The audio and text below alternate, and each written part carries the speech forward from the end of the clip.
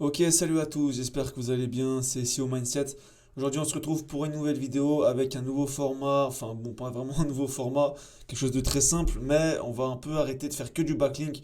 Je pense que c'est aussi intéressant d'aborder d'autres sujets, comme par exemple trouver une niche en SEO. Donc premièrement, je tiens à m'excuser pour mon inactivité. C'est assez compliqué à gérer, j'ai pas mal de sites à gérer. En plus, bon, je fais pas du dropshipping classique dans le sens, enfin, je fais pas du dropshipping tout court. Donc, c'est pas des business vraiment automatisables à 100%. Il y a une équipe derrière, il y a pas mal de choses à gérer. En plus, on est en train de créer la société, créer une grosse plateforme, etc. Enfin, je vous en parlerai plus en détail une autre fois. Mais voilà, je tenais déjà à m'excuser. Et aussi, bon, faut pas oublier que pour l'instant, y a rien comme vue. Je pense que vous l'avez bien remarqué, il y a une cinquantaine de vues par vidéo. Et encore, c'est optimiste de dire ça. Mais ça me rapporte absolument rien. Moi, je suis pas là pour essayer de vendre de la formation à tout prix pour faire le formateur en ligne. J'en ai rien à faire. C'est vraiment juste pour créer une communauté autour de ça, pour discuter autour de ça, parce que c'est un sujet qui est quand même extrêmement intéressant, que j'ai malheureusement de moins en moins de temps pour faire ça, quoi, vu que, comme je vous ai dit, il y a l'équipe, il y a les clients, il y a les prestataires et autres dans mon système de marketplace. Donc j'ai plus vraiment le temps de faire que du SEO, mais franchement, c'est quelque chose que j'adore et pour lequel j'ai bien envie de me libérer un peu plus. Donc aujourd'hui, on va voir comment trouver une niche en SEO. Chose importante, je ne fais pas de dropshipping pour commencer. Vous l'avez vu probablement si vous me connaissez un peu. Dans les autres vidéos, j'avais fait une marketplace pour le déménagement, une marketplace pour les plombiers. Et j'ai 23 autres sites à peu près dans 2, 3, 4 autres niches que je duplique absolument partout à la vitesse de la lumière. Le truc, c'est que je préfère pas les dévoiler pour être honnête avec vous. Mais j'ai arrêté de bosser sur plombier et euh, sur déménagement simplement parce que c'était vraiment juste des tests pour me marrer que j'avais fait il y a un moment. Mais là, j'ai plus le temps de juste me marrer. Donc j'ai décidé de faire des vidéos en fait sur une de mes niches qui fonctionne réellement, qui est l'immobilier. Donc je peux vous mettre le site directement. Donc comme ça, pour les nouveaux, vous voyez un peu le concept. C'est vraiment des marketplaces simples, faites avec Wix, c'est vraiment basique. Je sais qu'il y en a qui n'aiment pas Wix, moi j'adore Wix, c'est génial et ça fonctionne en SEO, la preuve. Donc c'est des marketplaces, là où vous le voyez directement, trouvez votre maison à vendre de rêve en Suisse romande. Du genre, le mec il fait une demande et moi je la transmets la demande à des régies, à des brokers d'immobilier. Et eux, s'ils font une vente, je prends ma commission. Donc c'est assez intéressant, il n'y a pas beaucoup de leads, il n'y a pas beaucoup de choses. Par contre, un lead, ça peut être d'une valeur très haute, surtout que les gens, ils peuvent cocher, on a mis dans le questionnaire une petite coche qui dit est-ce que vous êtes propriétaire d'un bien immobilier, ce qui est toujours intéressant, parce que si le mec il veut vendre, déjà c'est un mandat qui vaut beaucoup d'argent, ou même moi, je m'intéresse beaucoup à l'immobilier, ça peut être intéressant pour moi de le racheter et pour en faire un développement par-dessus ou simplement une rénovation, etc. Donc c'est vraiment un business à part. Je vous déconseille de le faire en Suisse parce que c'est assez spécial. L'immobilier, vous le savez bien, chaque pays a ses règles et autres. Donc si vous êtes en France ou en Belgique, sincèrement, je vous le conseille. Dans votre pays, faites-le. C'est compliqué, hein, ça va pas venir tout de suite. Faut pas croire que dans 2 mois vous ferez du cash avec. Mais franchement, à terme, ça en vaut la peine, à mon humble avis. Donc, assez de blabla. Là, je vais vous expliquer pourquoi moi je fais pas de dropshipping. Première chose, il n'y a qu'un seul mot-clé sur mes sites. En fait, si vous regardez, là c'est le mot-clé, c'est maison à vendre. Après, bien sûr, j'ai maison à vendre à Aigle, maison à vendre à Baie, maison à vendre à Blonay, à Bussigny, machin. Donc ça, après, à chaque fois, c'est des mots-clés. Mais ça part d'un seul mot-clé, en fait, finalement. C'est pas, il n'y a pas des questions, il n'y a pas des trucs bizarres. C'est vraiment un seul mot-clé que je peux massacrer littéralement sur toutes les pages. Donc là, si vous regardez, c'est vraiment, c'est du hardcore, hein. Tenez accès à toutes les maisons à vendre à Avully, maison à vendre à Avully encore là, maison à vendre à Avully là, maison à vendre à Avully. Enfin bref, voilà, il y en a plein, vous l'avez vu. Donc ça c'est le premier avantage, vous pouvez vraiment faire quelque chose d'intéressant et massacrer vos concurrents parce que vous partez d'un seul mot-clé que vous utilisez beaucoup, mais attention ne spammez pas, hein, ça marche pas, vous pouvez pas mettre du texte en blanc sur du blanc ou je sais pas quoi, ça marche plus, c'est terminé. C'est nos ancêtres du SEO qui faisaient ça, mais maintenant c'est fini. Ensuite, la concurrence elle est beaucoup plus simple. Évidemment, vous le savez bien, c'est plus facile d'aller combattre, bon là c'est l'immobilier, c'est un mauvais exemple, mais c'est plus facile d'aller combattre par exemple des mecs qui sont plombiers, qui n'ont pas spécialement le nez dans leur marketing, qui ont pas forcément un gros cash flow, etc.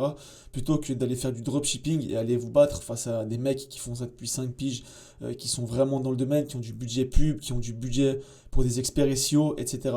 Là, vous vous battez vraiment face en fait, bon, il y a une poignée de gens qui sont bons dans le domaine et qui investissent dans le domaine, bien évidemment, mais beaucoup moins que si vous faites du dropshipping.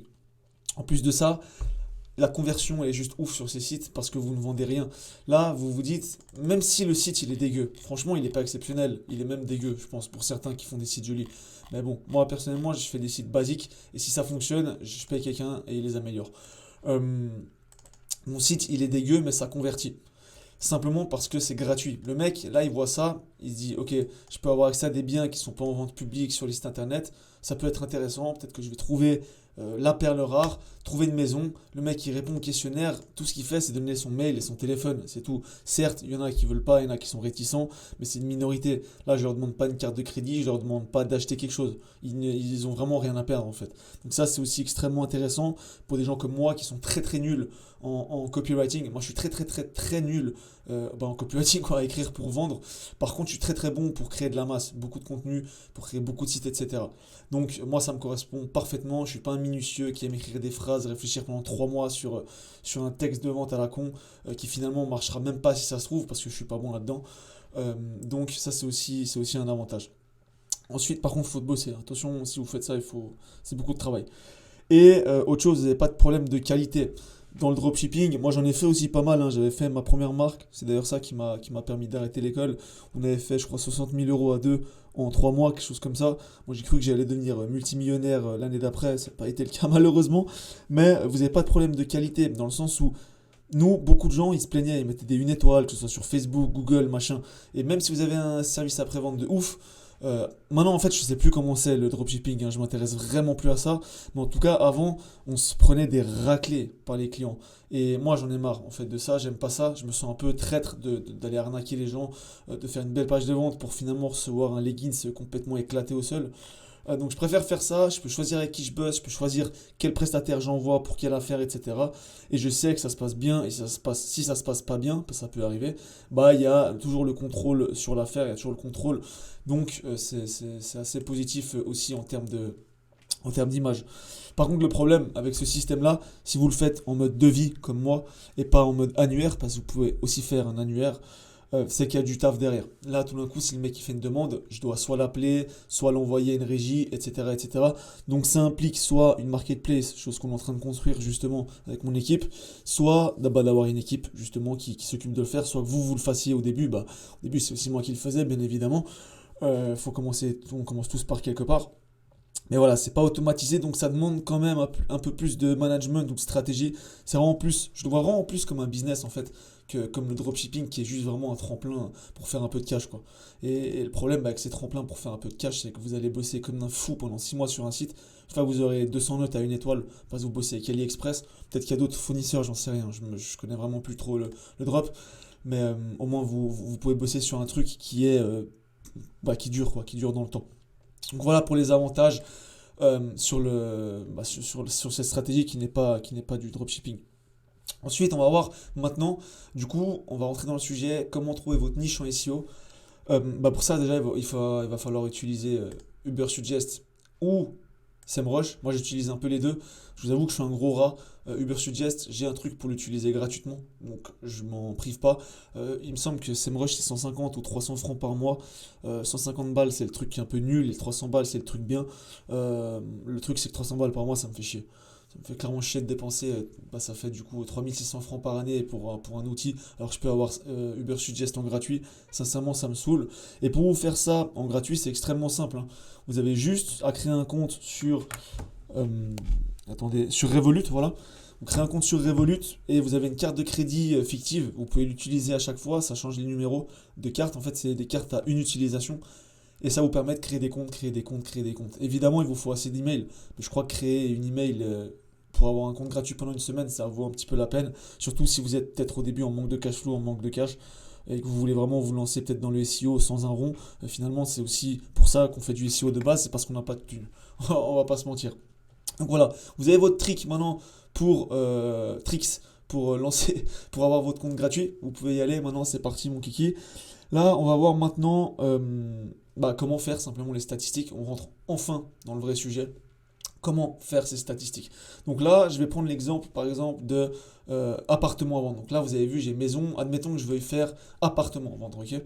Chose que je vous déconseille. Je ne sais pas si je l'ai déjà dit, mais si vous voulez faire la niche de l'immobilier, ne venez pas en Suisse. Ça sert à rien. Les lois sont différentes. les gens ils vont vous dévisager parce que vous êtes français, voilà, toujours la petite guéguerre français, suisse, belge, machin truc. Ne venez pas en Suisse, je pense pas que c'est très intelligent. Faites-le plutôt dans votre région. En France, vous avez beaucoup de chance, il y a beaucoup de gens, il y a beaucoup de business qui se fait. Certes, il y a plus de concurrence, mais sincèrement, il y a plus de volume et autres, et c'est assez intéressant. Après, c'est vrai que la situation est peut-être un peu plus compliquée en ce moment, mais voilà, moi je serais vous, je resterais soit dans mon pays, soit vraiment je me renseignerais avant d'aller ailleurs. Mais enfin bref.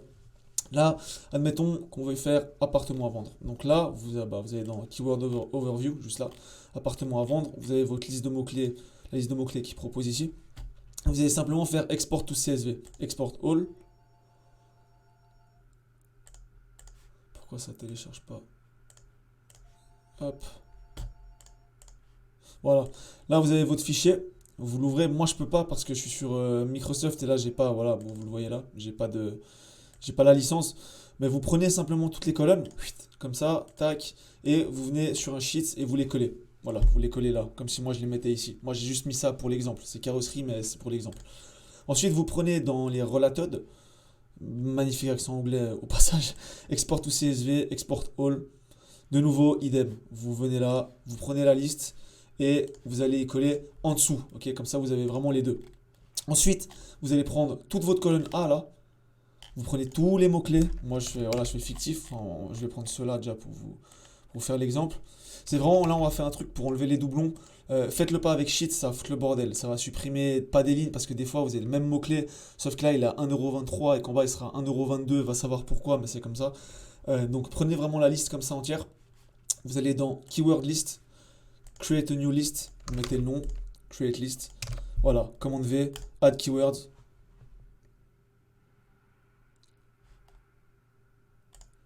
Et là, vous allez exporter ça, export all. De nouveau, cette fois-ci aussi, vous prenez tout, hop, et vous venez et vous mettez à la place de ce que vous aviez avant. Comme ça, vous aurez vraiment une liste sans doublon, correcte, au top. Ensuite, vous pouvez les trier comme vous voulez. Moi, je les trie toujours par plus recherché à moins recherché. Donc cette colonne-là, c'est le volume. Cette colonne-là, c'est la difficulté. Ok. Là, vous les triez simplement comme ça. Vous n'avez plus de doublons, vous êtes tranquille. Là, vous voulez voir combien il y a de recherches du coup par mois sur les mots-clés sur votre niche. Donc, vous allez faire égal somme B1 à B31. Donc là, on voit qu'il y a 33 820 recherches, ce qui est énorme déjà. Et là, vous allez voir la difficulté. Vous mettez égal moyenne. Voilà. Et vous avez là, on a 20,6 de difficulté.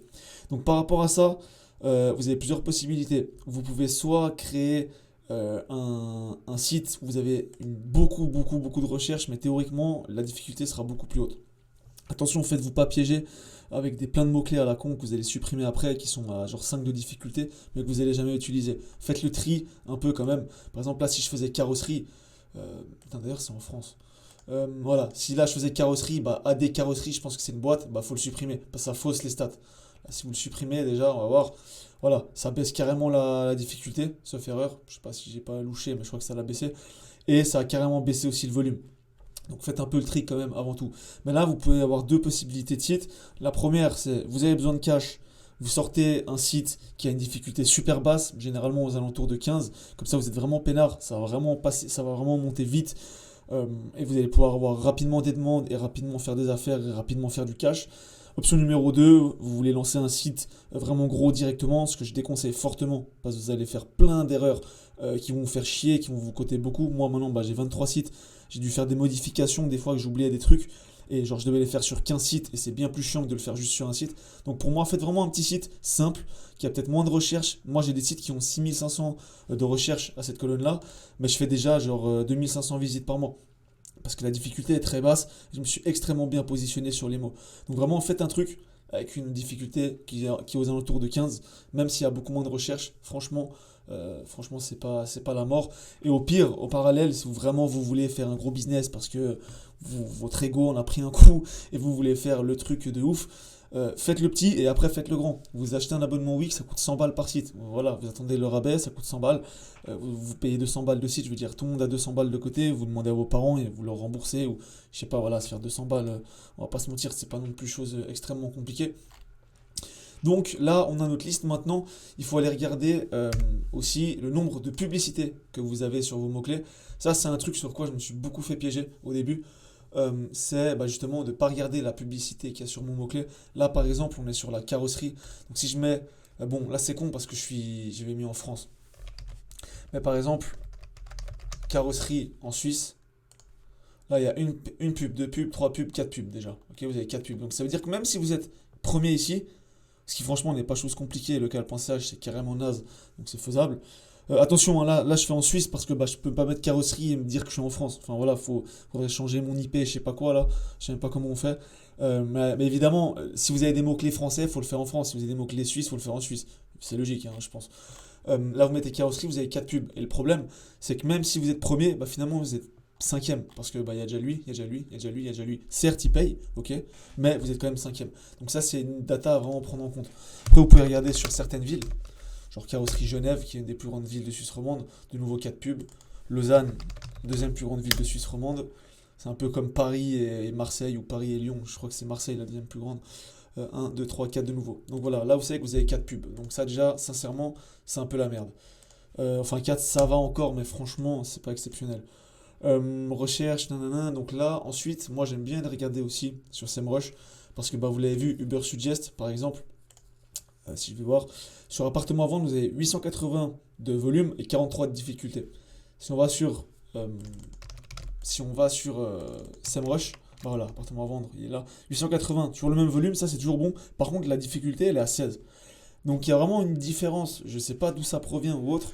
Je pense que c'est juste qu'ils analysent avec différents chiffres, différentes choses, différentes métriques. Donc moi j'aime bien prendre la moyenne des deux et justement suivre ce petit cube que j'ai là qui est recherche et moyenne de difficulté requête large. Donc je viens là, requête large, juste ici, appartement à vendre. On est à 29 000 de volume total pour 11 de difficulté. Donc là on va mettre hop, 29 000 et 11% de difficulté. Ensuite, en requête exacte, donc la requête exacte, c'est vraiment les mots-clés qui commencent, enfin qui ont absolument appartement à vendre à l'intérieur. Là on voit pas parce qu'il n'y a pas tout. Mais vous pourriez avoir un mot-clé avec un mot à l'intérieur de, par exemple, appartement avec 3 étages à vendre. Vous voyez? Alors que finalement, nous, on n'a rien à foutre de ça, pour le moment en tout cas. Ça peut être intéressant pour mettre, pour mettre par exemple, je vais vous montrer là-dessous, là, ici, là. Là, on pourrait mettre des images avec des appartements à 3 étages et pour vraiment le mettre en H2 et tabasser le mot-clé. Mais là, il faut également prendre en mot-clé exact. En mot-clé exact, on a 28 000 et 11%. Ce qui est toujours des stats de malades mentaux, et 11%. Le seul truc, c'est qu'évidemment, il y a de la pub. Maison à vendre, machin, il y a vraiment beaucoup de pub. De nouveau, là, je fais un peu n'importe quoi, parce que là, c'est carrosserie, là, c'est immobilier. Logique, si vous faites carrosserie, là, vous faites pour carrosserie, hein, vous ne faites pas pour immobilier. Enfin, je pense que c'est du bon sens. Nombre de concurrents. Alors, les concurrents, ça va pas être les régies ou les carrosseries dans ce cas-là. Enfin, si on reprend le cas de carrosserie, ce ne sera pas les carrosseries, les concurrents, même si c'est vrai que c'est vos concurrents en soi. Mais vraiment les concurrents, dans le sens propre pour ce cas-là, c'est les marketplaces. Donc si vous mettez carrosserie par exemple, comme ça, vous allez regarder combien il y a d'annuaires ou de marketplace. Donc là, local.ch, c'est un annuaire. Donc là, déjà, il y a un concurrent. Telsearch.ch, c'est un annuaire. Donc là, il y a deux concurrents. Euh, Enfin voilà, vous avez compris le concept. Après, faites la liste sur plusieurs mots-clés. Vous cherchez carrosserie, ensuite carrosserie Lausanne, carrosserie Genève. Enfin voilà, ce serait carrosserie Paris, carrosserie Lyon. J'en sais rien, dépendant où vous voulez faire ça. Mais notez vos concurrents. Notez le nombre de concurrents que vous avez, mais vraiment qu'ils soient soit en annuaire, soit en marketplace. D'ailleurs, on va discuter bientôt dans une vidéo la différence entre les deux et pourquoi moi je fais pas d'annuaire et que des marketplaces. Donc là, par exemple, on a trois concurrents, on va dire. Et nombre de recherches, difficulté, mot-clé principal. Appartement à vendre dans ce cas-là de nouveau, parce que je prends sur SEMrush, j'ai pas envie de faire trop de recherches. 880 de volume et 16. Donc là, vous mettez 880 et 16. Voilà. 880, 16. Et à partir de là, vous avez analysé maintenant, par exemple, pour une ville. Moi, j'aime bien faire par ville. Quand je fais. Enfin là, j'ai fait immobilier, c'est spécifique, c'est spécial. Parce que la Suisse, c'est tout petit. Mais si je faisais en France, j'aurais fait par exemple maison à vendre Lyon, maison à vendre Paris, maison à vendre, je sais pas, Nantes, maison à vendre Marseille, etc., etc. Et pour analyser ça, en fait, vous faites ça, c'est extrêmement important, simplement pour avoir la meilleure ville. Enfin voilà, peut-être que vous allez le faire à Paris, il y a beaucoup plus de recherches. Ma difficulté est méga élevée, j'imagine, de toute façon à Paris pour tout, hein. Tout est difficile à Paris maintenant. Donc analysez les villes. Analysez les villes, là par exemple, c'est appartement à vendre Suisse. Là, j'ai fait appartement à vendre France, ensuite appartement à vendre Ukraine, appartement à vendre Belgique. Voilà. Donc c'est assez intéressant à vraiment analyser. Une fois que vous avez analysé, enfin une fois que vous avez vos chiffres, bah, vous choisissez votre niche simplement avec ce que je vous ai dit avant, en regardant bien la publicité. Vraiment, je pense qu'il y a bien une chose importante, c'est déjà de savoir la stratégie que vous voulez adopter. Est-ce que vous avez besoin de cash dans 2-3 mois ou est-ce que ça ne vous dérange pas d'attendre 6, 7, 8 mois, ok? Si vous voulez avoir du cash rapidement, faites un site avec une difficulté qui avoisine les 15, ok? Pas beaucoup plus. Ça peut être un peu plus. De toute façon, c'est pas méga précis. Mais faites quelque chose avec une difficulté qui est basse, comme ça vous aurez des résultats rapidement. Ensuite, regardez le nombre de pubs. Si vous avez honnêtement plus de 3 pubs, c'est un peu mauvais signe, ça va être chaud, mais ça reste faisable. Mais honnêtement, c'est un peu chaud. Moi personnellement, ça me déplaît beaucoup. Dès qu'il y a plus de 3, j'essaie d'éviter. Mais maintenant, moi, de toute façon, j'ai mes niches, je les fais partout. Je regarde même plus les stats pour être très honnête. Mais quand vous trouvez, vous cherchez vos niches, allez-y quoi. Regardez les nombres de pubs et soyez intelligent. Et ensuite, bah là, vous pouvez regarder ça simplement, le nombre de recherches, difficulté de mots-clés principales, machin. Ça peut pas mal aider parce que des fois, tout d'un coup, vous avez une maison à vendre qui a 5000 recherches et par exemple 50 de difficulté, donc un truc assez hardcore. Mais en global, ici, vous avez peut-être 7000 recherches, mais là, vous avez 30 de difficulté. C'est-à-dire que peut-être vous avez plein de mots-clés à 10 qui sont complètement à chier avec une difficulté basse, mais vous allez galérer parce qu'il y en a plein. Et en fait, c'est juste un mot-clé qui est là et ça fausse complètement les stats. Parce que bah, vous avez 50 ans de mots-clés, mais qui font 10% du trafic, mais qui baissent complètement la difficulté. Donc regardez quand même le nombre de recherches et la difficulté du mot-clé principal. Donc dans ce cas-là, ce serait carrosserie par exemple. Dans immobilier, ce serait maison à vendre par exemple. Dans plombier, ce serait plombier. Voilà, enfin voilà, vous avez compris. Donc là, je crois qu'on a fait le tour. Avec ça, vous pourrez sûrement analyser les niches. Si vous avez des questions ou autres, je suis un peu parti dans tous les sens. Si vous avez des questions ou autres, n'hésitez pas. Écrivez en commentaire, moi je réponds. Je vais essayer de répondre un peu plus vite. Maintenant, je vais essayer de bloquer chaque jour un moment pour répondre aux commentaires, pour travailler sur la chaîne et autres. N'hésitez vraiment pas, si j'ai pas été clair ou autre, je referai une vidéo où je vais vraiment décortiquer ça, mais en mode peut-être plusieurs vidéos ou autres, pour pas que ça fasse trop consistant, quoi. Donc c'est tout pour ces petites vidéos, j'espère que ça vous aura plu. De nouveau, n'hésitez pas, commentaire, like, ça fait toujours plaisir pour référencer la vidéo. Et on se retrouve très vite. Allez, salut!